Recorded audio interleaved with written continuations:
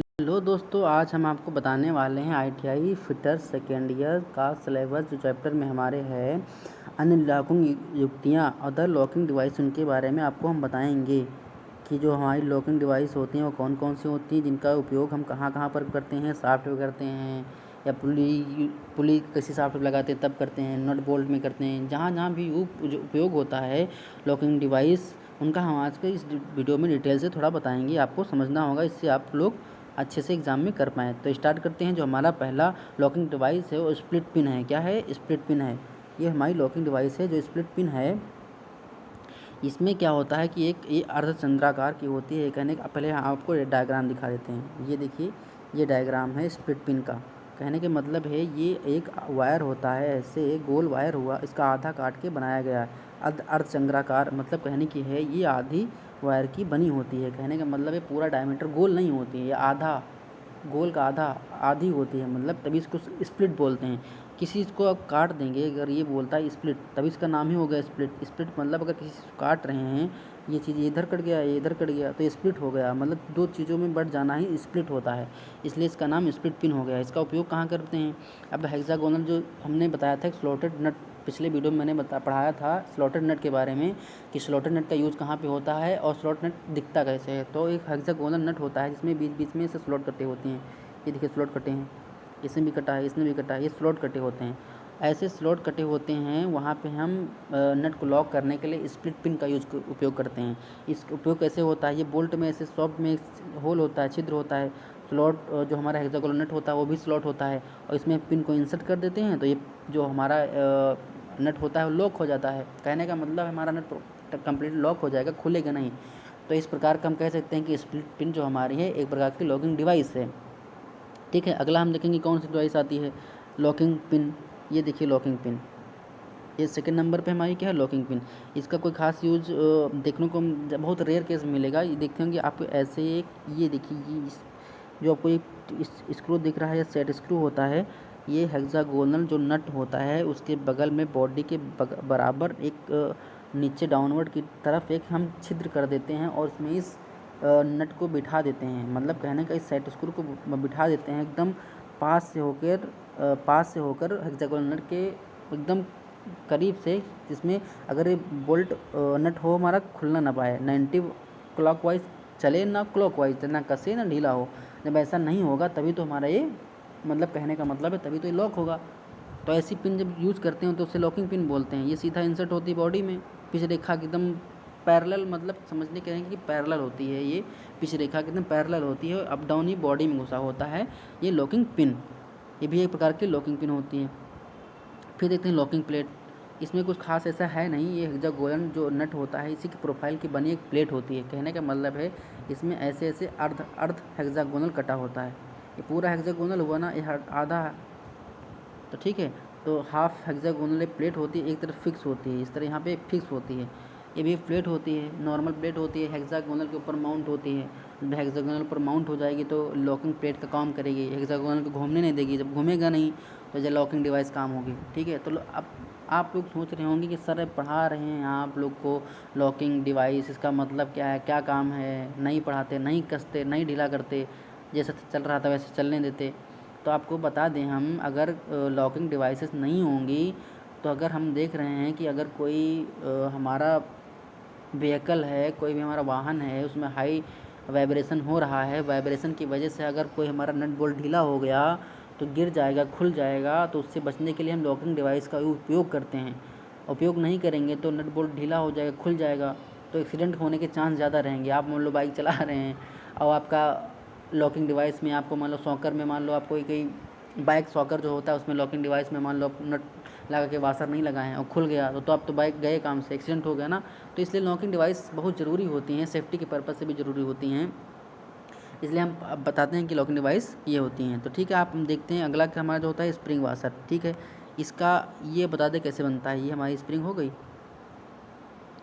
इसी को काट करके ये दो छल्ले काट करके एक ये बन गया। ठीक है, इसका नाम पड़ गया स्प्रिंग वाशर। देखने से ही पता चल रहा है इसका नाम स्प्रिंग वाशर है। ठीक है। ये क्या होता है, ये हमारी बॉडी हो गई, मतलब जिसमें नट कसा है, ये हमारा नट हो गया।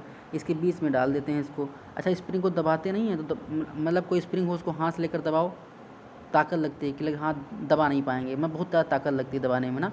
तो अगर वो हाफ स्प्रिंग काट लेंगे तो इसमें इंसर्ट कर यहाँ पे हमको रख देंगे, तो ये ऊपर स्प्रिंग जो आधी होगी ऊपर दबाव डालेगी, आधी नीचे डालेगी। कहने का मतलब है ये छल्ला नीचे को दबाव डालेगा, ये ऊपर दबाव डालेगा। जब दबाव डालेगा तो ना हमारा नट ढीला होगा ना हमारी बॉडी ढीली होगी। ऐसा ये मतलब कहने का वाइब्रेशन को कम करने का भी काम करेगा। तो इस प्रकार के जो वाशर होते हैं हम स्प्रिंग वाशर बोलते हैं, ये भी लॉकिंग डिवाइस के अंतर्गत आता है। ये देखिए लॉकिंग वाशर, इसका आप उपयोग देखे होंगे कहाँ पे, हम बता दें जो सीलिंग फ़ैन होता है, जो छत वाला पंखा होता है, जो उसकी ब्लेड होती हैं, उस ब्लेड के नीचे इस प्रकार का वाशर लगा होता है, इस प्रकार का वाशर लगा होता है। कहने का मतलब है ये इसका जो ये एक पार्ट आप देख रहे हैं, ये वाला ये वाला ये वाला, एक ऊपर की ओर मुड़ा होता है, एक नीचे की ओर मुड़ा होता है। एक मतलब कहने की एक बोल्ट की तरफ होता है, एक ब्लेड की तरफ होता है, जिससे हमारा जो नट होता है घूम नहीं पाता है। जब दोनों तरफ लॉक हो जाएगा घूम नहीं पाएगा। इस प्रकार को हम लॉकिंग वाशर को देखने को पाते हैं कि ये सीलिंग फ़ैन में अधिक देखने मिलता। हम देखते हैं कि एक बार खोले तो उसमें देखा था हमने, ऐसा ही वाशर लगा था। तो एग्ज़ाम में देखने को आप ये पाएंगे, ऐसा एग्ज़ाम का डायग्राम दिया होगा, आपसे पूछ रहा है कि कौन सा वाशर है, तो आपको सीधा वहाँ में मार देना कि लॉकिंग वाशर है। ठीक है। अगर हम देखते हैं वीडियो में लग के साथ लॉक वाशर, ये कहने का मतलब ये हेक्सागोनल नट होता है, ये एक वाशर लगा होता है, इसमें नीचे लग होता है, इधर मुड़ा होता है। जैसे आप डायग्राम में देख पा रहे हैं, ये पीछे वाशर मुड़ा है, इसमें लग है, ये हमारी बॉडी है जिसमें हमारा बोल्ट है, नट कसा हुआ है। ठीक है, इधर ये मुड़ा हुआ है। जब मुड़ जाएगा तो हमारा हेक्सागोनल नट टाइट हो जाएगा, खुल ही नहीं पाएगा, लॉक हो जाएगा। जब लॉक नहीं होगा तो बढ़िया से अच्छे से चलेगा।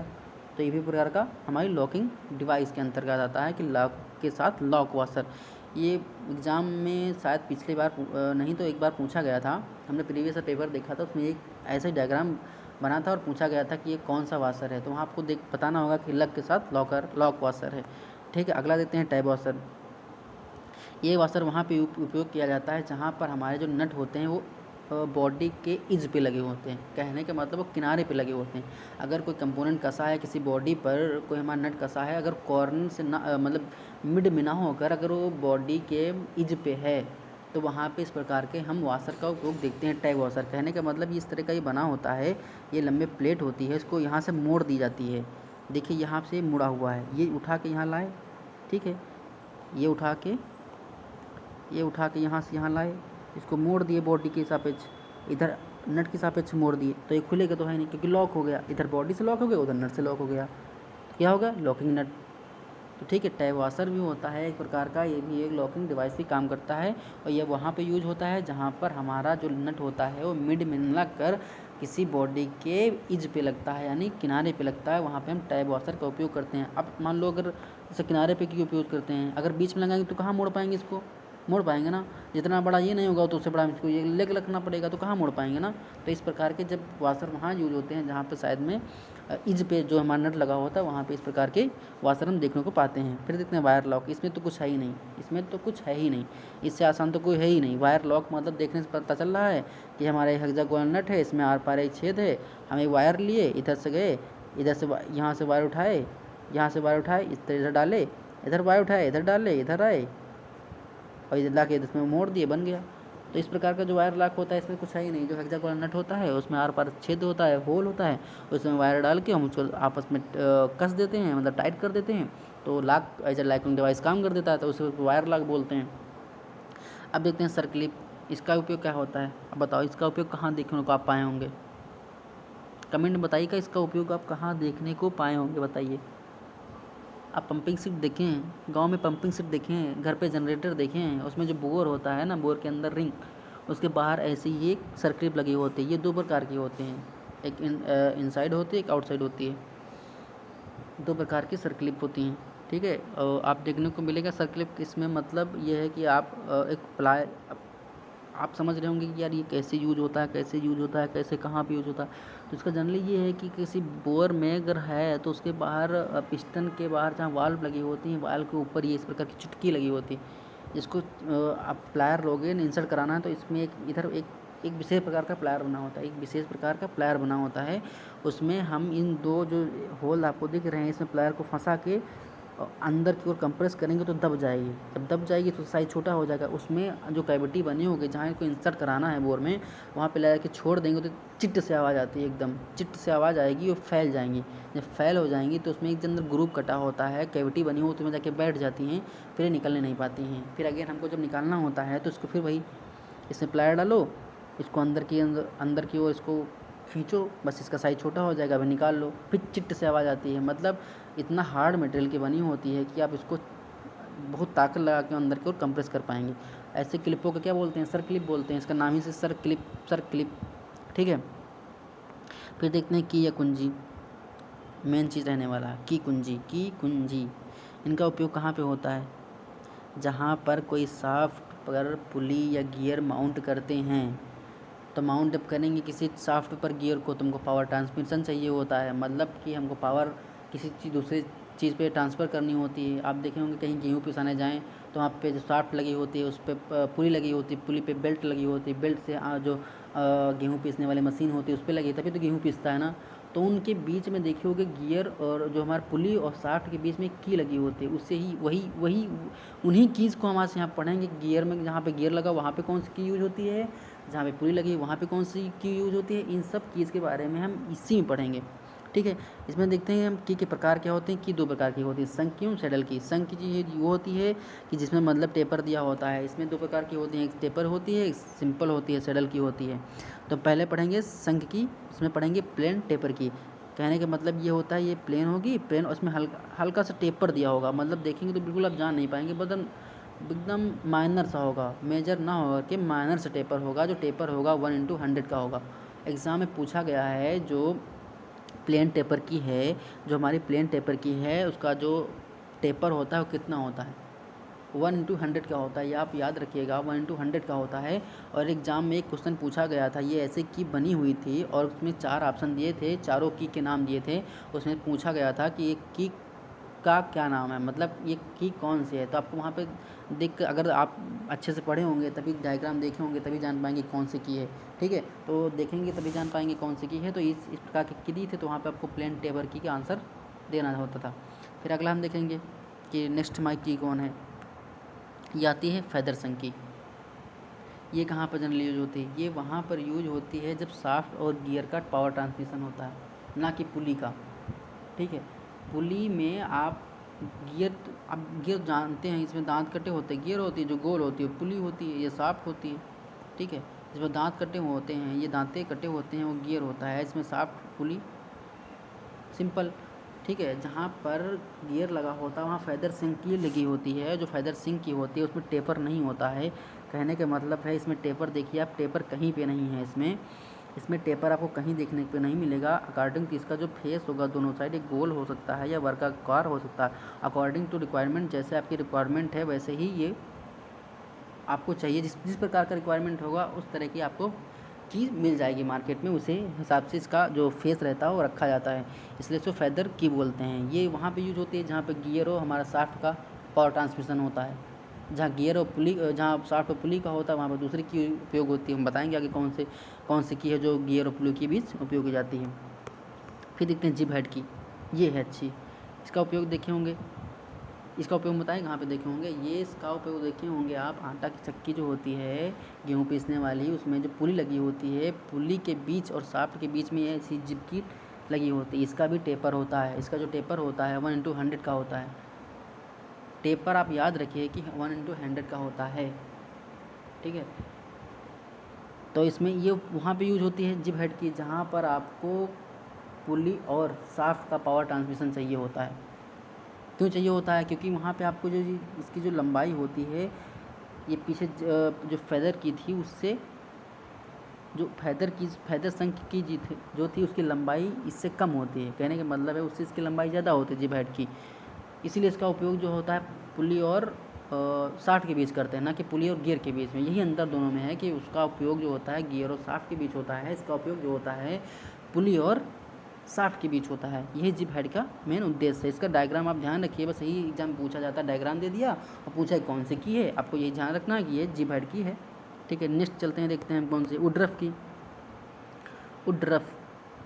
उड्रफ पूरा आधा काट दिया, उड्रफ बन गई। ये वुडरफ बन गई, ये वुडरफ बन गई। इसका उपयोग कहाँ करते हैं? इसका उपयोग वहाँ पे करते हैं जहाँ शाफ्ट में स्पिंडल लगा होता है। कहने का मतलब है वो रोटेटरी मोशन करती है, गोल गोल मोशन करेगी सर्कुलर में। कहने का मतलब है वो दाएँ भी घूम सकती है, बाएँ भी झुक सकती है, कि चाहे वो दाएँ घूम जाए या बाएँ घूम जाए या नीचे घूम जाए या ऊपर झूम जाए। कहने का मतलब है वो ऊपर नीचे जो की होती है वो घूमा करती है। ये जो हमारी फोर व्हीलर होती हैं, कार वगैरह, उसमें पावर जो स्टीयरिंग होती है उसमें वुडरफ की का उपयोग आप देखने को पाएंगे। स्पिंडल में लगी होती है खासकर ये, क्योंकि ये जो जोड़ होता है स्पिंडल होता है, ये आगे भी घूम सकता है पीछे भी घूम सकता है। इसलिए ऐसी उपयोग जहाँ पर हम पावर स्पिंडल का यूज़ देखने को मिलते हैं वहाँ पर हम वुडरफ की का उपयोग देखते हैं। फिर देखते हैं राउंड की।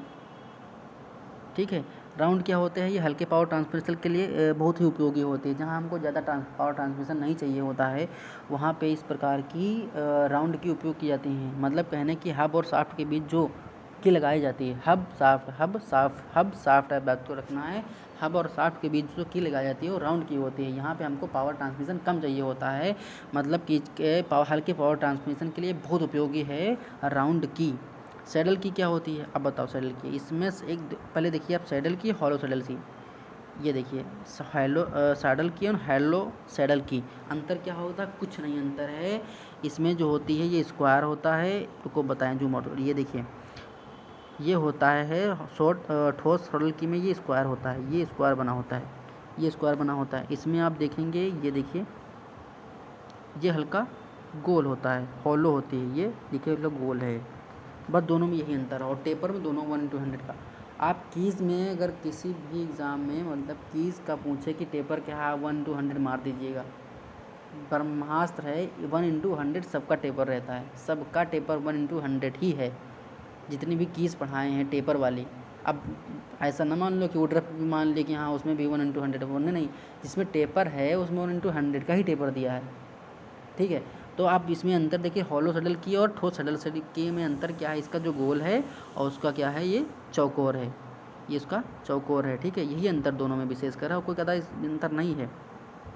फिर देखते हैं कि प्रयोग करते समय हमें सावधानियाँ बरतनी चाहिए। अब पुलिये गियर को गरारी में लगाते समय, गरारी मतलब कैविटी में लगाते समय लगाएंगे तो सीधा अलाइनमेंट तिरछा खड़े होकर थोड़ी ना लगाएंगे कि अब देख दूसरी तरफ लगाएं, लगा दूसरी तरफ, तो इससे आप दुर्घटना को प्राप्त हो सकते हैं, मतलब कहने का एक्सीडेंट हो सकता है।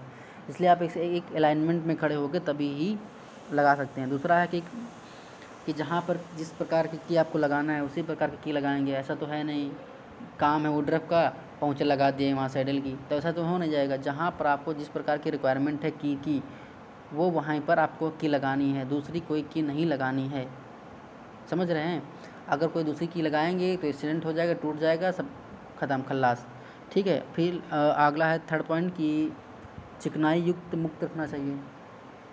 अब आप बढ़िया अच्छी से की लगा रहे हैं, उसमें ग्रीस लगा दिए, लुब्रिकेंट लगा दिए, एकदम चिकनाई से 100% एकदम फिल कर दिए और उसको आसानी से इंसर्ट भी कर दिया। जैसे कुछ पावर ट्रांसमिट किए, वो फटाक से चिकनाई थी उसमें की में निकल गई, एक्सीडेंट हो गया, टूट फाड़ के सब किनारे लग गया।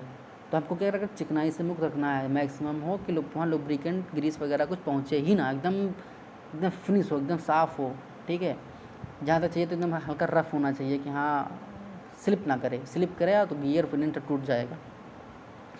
फिर कहते हैं कि सतह कठोर होनी चाहिए। अब ठीक है, आपको की बनाना है, आपको पता नहीं है, आप एल्युमिनियम की बना कर लेके चले गए। एल्युमिनियम होती है थोड़ा सॉफ्ट माइल्ड स्टील से, जैसे की लगाएंगे तुरंत मुड़ जाएगी। इसलिए देखते होंगे जो हमारी बनी होती है हाई कार्बन स्टील या एमएस की बनाई होती है, एमएस जो होती है उस पर टेम्परिंग कर देते हैं तो अच्छी वो थोड़ा हार्ड बन जाती है, इसलिए उसका भी उपयोग हम देखने को पाते हैं। फिर अगला देखते हैं की पुलर। की पुलर अब नाम से स्पष्ट हो रहा, की पुलर, पुल माने खींचना, की को खींचना। अब मान लो किसी की को आप किसी शाफ्ट में या किसी बोर या शाफ्ट में इंसर्ट कराए हैं तो उसे हाथ से तो निकाल नहीं लेंगे। मान लो अगर हाथ से निकाल भी लेंगे, ऐसी जगह पे कहीं पे की लगी है जहाँ पे आपका हाथ नहीं पहुँच रहा है, तो आप कैसे वहाँ से निकालेंगे? की पुलर का उपयोग करेंगे ना। तो नाम से स्पष्ट हो रहा है की पुलर। तो की पुलर का मतलब ये होता है कि आपको की निकालने के लिए प्रयुक्त होने वाला औजार, उसे की पुलर बोला जाता है। जैसे स्पष्ट देखिए यहाँ पे एक की लगी है और इसको की से लगा कर खींच रहे हैं, मतलब इसको इधर निकाल रहे हैं, तो ये क्या हो गया, की पुलर हो गया। एग्ज़ाम में ऐसा डायग्राम दिया हुआ था, हमने देखा था, ऐसा डायग्राम दिया हुआ था और पूछ रहा था ये क्या है, तो क्या है, की पुलर है।